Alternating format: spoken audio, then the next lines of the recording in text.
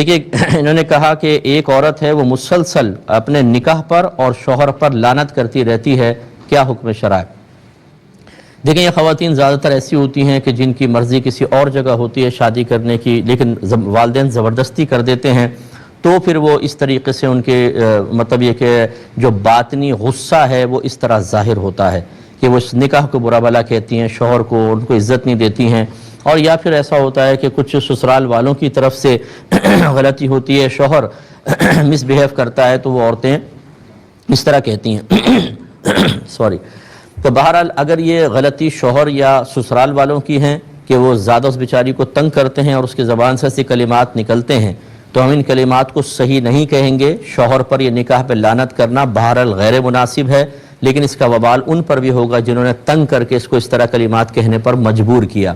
اور اگر ایسا نہیں ہے بلکہ وہ پہلی والی صورتحال ہے کہ والدین نے زبردستی کچھ ظاہری چیزوں کو دیکھتے ہوئے بچی کے اچھے فیوچر کے لیے شادی کر دی، لیکن لڑکی کی رضامندی نہیں تھی، تو ایسی صورت میں یہ لڑکی یاد رکھیں بہت شدید گناہ گار ہوگی۔ اگر نہیں کرنا تھا تو پہلے ہی اس پہ ایکشن لے لیتی اور جم جاتی، کھڑی ہو جاتی، لیکن جب آپ راضی ہو گئی ہیں تو اب شوہر کی عزت کرنی ہی ہوگی۔ میرے آقا صلی اللہ علیہ وسلم نے ارشاد فرمایا کہ اگر میں کسی مخلوق کو سجدہ کرنے کا حکم دیتا تو بیویوں کو حکم دیتا کہ وہ اپنے شوہروں کو سجدہ کریں، یعنی اتنا اللہ تبارک و تعالی نے شوہر کا حق رکھا ہے، اور اس کے حق کو نہ پہچانتے ہوئے لعنت ملامت کرنا یہ بہت خطرناک ہے۔ بخاری کی روایت ہے، نبی کریم صلی اللہ علیہ وسلم نے عورتوں سے فرمایا تم صدقہ کیا کرو کیونکہ میں نے تم میں سے اکثر کو جہنم میں دیکھا ہے۔ عورتوں نے عرض کیا رسول اللہ صلی اللہ علیہ وسلم کس وجہ سے؟ آپ نے ارشاد فرمایا اس لیے کہ تم شوہروں کی ناشکری کرتی ہو،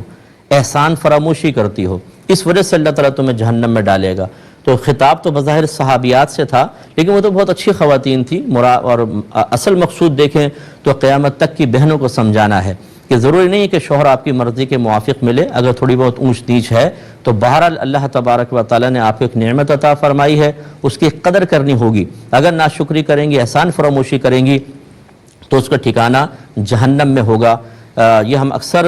مرد اور عورتوں، شوہر حضرات اور جو ان کے ازواج ہیں انہیں اکثر سمجھاتے ہیں۔ اگر کوئی خاتون کہتی ہیں میرے شوہر میں یہ کمی ہے تو ذرا اپنی ذات میں دیکھیں، آپ کی ذات میں بھی کوئی نہ کوئی کمی ہوگی، تو جن کمیوں کے ساتھ آپ شوہر کو قبول کر رہی ہیں اسی کمیوں کے ساتھ شوہر آپ کو قبول کر رہا ہے۔ جانی بہن سے معاملہ ہوتا ہے، ہر ایک پرفیکٹ نہیں ہوتا، نہ آپ جنت کی حور ہیں نہ وہ کوئی فرشتہ ہے، دونوں کے اندر کچھ نہ کچھ کمی ہوتی ہے، اور اسی طرح گھر چلتا ہے۔ ہر گھر کے اندر میاں بیوی میں کسی نہ کسی جہت سے کوئی نہ کوئی کمی ہوتی ہے۔ اب ہماری بچیوں کی غلطی کیا ہے کہ وہ ذہن میں ایک تصور قائم کر لیتی ہیں کہ یہ چیزیں شوہر میں ہونی چاہیے، بعض اوقات وہ نہیں مل پاتی تو طبیعت میں جھنجھلاہٹ اور غصہ پیدا ہوتا ہے، پہلے برداشت کرتی رہتی ہیں اور پھر پھٹ پڑتی ہیں اور وہ چیزیں زبان پر آ جاتی ہیں اور اس سے رشتے خراب ہوتے ہیں۔